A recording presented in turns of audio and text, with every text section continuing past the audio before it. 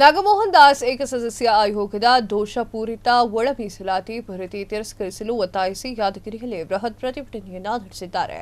ಯಾದಗಿರಿಯ doctor Ambedkar ವೃತ್ತದಿಂದ ಸುಭಾಷ್ ವೃತ್ತದವರೆಗೂ ಕೂಡ ಕಾಲ್ನಡಿಗೆಯ ಮೂಲಕ ಪ್ರತಿಭಟನೆಯನ್ನ ನಡೆಸಿದ್ದಾರೆ. ಸಂವಿಧಾನ ಪರಿಮಿತಿಯಲ್ಲಿ ಧರ್ಮದ ಆಧಾರದಲ್ಲಿ ಪರಿಶಿಷ್ಟ ಜಾತಿಗಳನ್ನು ಪ್ರತ್ಯೇಕಿಸಬೇಕು.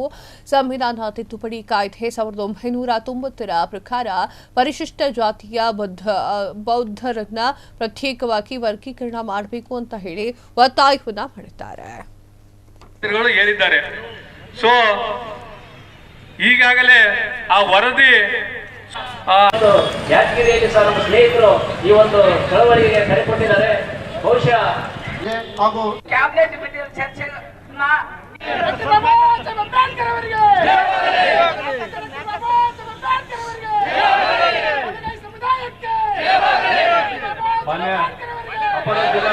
ಮಂತ್ರಿಗಳು ಹೇಳಿದ್ದಾರೆ. ಸೊ ಈಗಾಗಲೇ ಆ ವರದಿ ಸುಮಾರು ಪತ್ರಿಕಾ ಮಾಧ್ಯಮದವರಿಗೆ ತಲುಪಿದೆ. ಆ ಪತ್ರಿಕಾ ಮಾಧ್ಯಮಗಳಲ್ಲಿ ಏನು ಈ ವರದಿಯಲ್ಲಿ ಏನು ಒಳಪಂಗಡಗಳು ಇವೆ, ಆ ಒಳಪಂಗಡಕ್ಕೆ ಎಷ್ಟೆಷ್ಟು ಒಂದು ರಿಸರ್ವೇಶನ್ ಅನ್ನ ಆಯ್ಕೆ ಮಾಡಿದ್ದಾರೆ ಅನ್ನುವಂತ ವರದಿಯನ್ನ ಈಗಾಗಲೇ ಪತ್ರಿಕೆಯಲ್ಲಿ ಯಾದಗಿರಿ ಜಿಲ್ಲೆಯ ಜಿಲ್ಲಾ ಕೇಂದ್ರದಲ್ಲಿ ಇವತ್ತು ವಲಯ ಸಮುದಾಯದ ಮತ್ತು ಬಲಗೈ ಸಮುದಾಯದ ಏನು ಒಂದು ಜಸ್ಟಿಸ್ ನಾಗಮೋಹನ್ ದಾಸ್ ಅವರ ವರದಿ ಕರ್ನಾಟಕ ಸರ್ಕಾರಕ್ಕೆ ಸಲ್ಲಿಕೆಯಾಗಿದೆ.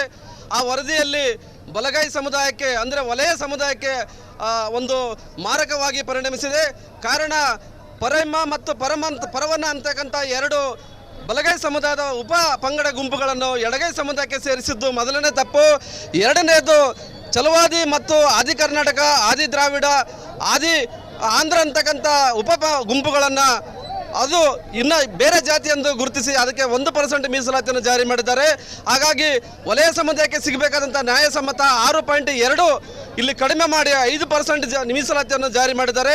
ಹಾಗಾಗಿ ಕರ್ನಾಟಕ ಸರ್ಕಾರ ಎಚ್ಚೆತ್ತುಕೊಂಡು ಈ 16ನೇ ತಾರೀಕಿಗೆ ಕರೆದಂಥ ಸಚಿವ ಸಂಪುಟದಲ್ಲಿ ಸಚಿವ ಸಮಿತಿಯನ್ನು ರಚಿಸಿ ಈ ಬಲಗೈ ಸಮುದಾಯಕ್ಕೆ ಆದಂಥ ಅನ್ಯಾಯಗಳನ್ನು ಸರಿಪಡಿಸಿ ಇವೆಲ್ಲ ಗುಂಪುಗಳನ್ನು ವಲಯ ಸಮುದಾಯಕ್ಕೆ ಅಡಿಯಲ್ಲಿ ತಂದು 6.2 ನಮಗೇನು ನ್ಯಾಯಸಮ್ಮತ ಒಂದು ಬೇಡಿಕೆ ಇದೆ, ಆ ಒಂದು ರೀತಿಯಲ್ಲಿ ವೈಜ್ಞಾನಿಕವಾಗಿ ಆ ವರದಿಯನ್ನು ಜಾರಿ ಮಾಡಬೇಕಂತ ಎಲ್ಲ ಒಂದು ಬಲಗೈ ಸಮುದಾಯದ ಪ್ರಗತಿಪರ ಎಲ್ಲ ಹೋರಾಟಗಾರರ ಪರವಾಗಿ ಇವತ್ತು ನಾವು ಸರ್ಕಾರಕ್ಕೆ ಮತ್ತು ಮಾನ್ಯ ಮುಖ್ಯಮಂತ್ರಿಗಳಿಗೆ ನಾವು ಕೋರ್ತಾ ಇದ್ದೇವೆ.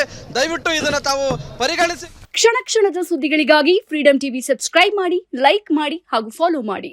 ಹೊಸ ಸುದ್ದಿಗಳ ನೋಟಿಫಿಕೇಶನ್ಗಾಗಿ ಬೆಲ್ ಐಕಾನ್ ಮೇಲೆ ಕ್ಲಿಕ್ ಮಾಡಿ.